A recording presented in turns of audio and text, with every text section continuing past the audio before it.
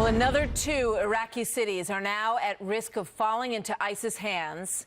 Thousands of families, old and young, pouring out of Ramadi now, which was once secured by U.S. forces. And now the terrorists are closing in. Plus, the terror group is trying to gain control of the oil-rich city of Beji. And the Obama administration appears to downplay the loss of Ramadi.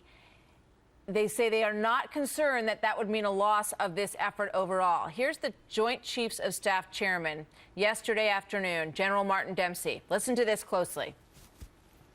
The city itself is, it's not symbolic in any way. It's not been declared, part of the caliphate on one hand or central to the future of Iraq. The issue here is not brick and mortar. It's about defeating ISIL. So, as I said, I would much rather that Ramadi not fall, but it won't be the end of a campaign. Should it fall, we got to get it back. All right, let's bring in Arizona Republican Senator John McCAIN, chairman of the Armed Services Committee. Senator, welcome. Always good to have you with us. Good morning. Thank you, Martha. So what's your reaction to what General Martin Dempsey said yesterday, that, if Ramadi falls, it's not that big a loss? Sometimes I think I've grown numb from the statements that are made by General Dempsey in defense of this administration and this feckless foreign policy, but this is truly a stunner. Martha, during the surge, we had a ferocious battle to retake Ramadi, that there was a loss of many American Marines and soldiers, many more wounded. And the Battle of Ramadi was one of the signal battles of the surge as we took back over control of Anbar province thanks to General Petraeus and the Anbar Awakening. And now this general says that it really doesn't matter.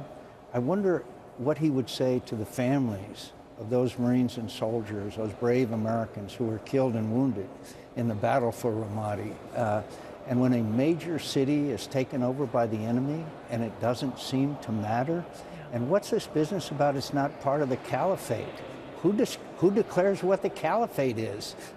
Yeah. ISIS does. And clearly, if they're able to take over Ramadi, then it will indeed become part of the caliphate. I watched a report earlier today, and an on-the-ground military leader in Iraq saying, we have called in coordinates. We have been asking for airstrikes in this area of Ramadi for weeks, and we're not getting them from this so-called coalition, Senator. What's that about?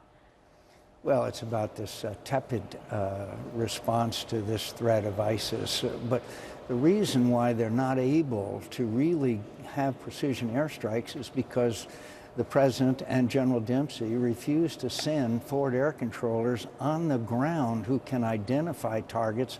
When you don't have forward air controllers on the ground, you can hit stationary targets. It's almost impossible to hit a moving target. That's a fundamental of warfare. But to somehow, oh, by the way, the thousands who are now being displaced, not to mention those who will be treated as we know ISIS treats those who are left behind. I mean, this may be one of the most bizarre and insensitive statements I have ever heard a military leader make. And but he is also the mouthpiece for a failed, not only a failed policy, there is no strategy either in Iraq or especially in Syria. Every military leader that I've spoken with on this says, well, we could eliminate ISIS. And we have the military power, we have the capability, we understand how to do it, we've done it before. So why doesn't the president do that if indeed that's the truth, while these people are slaughtering innocents?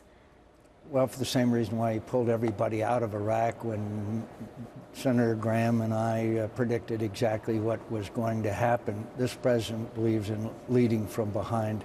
And of course, we at least are doing something in Iraq.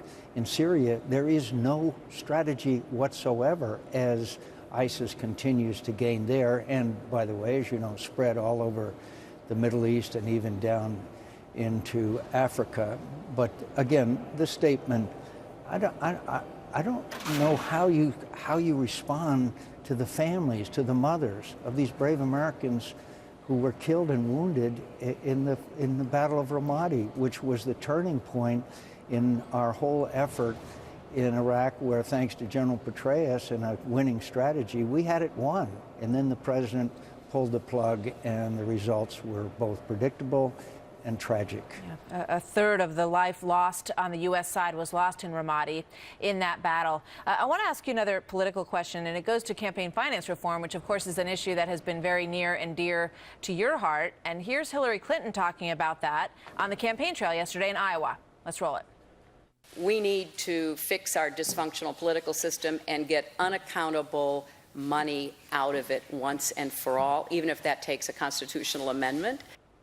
Your reaction?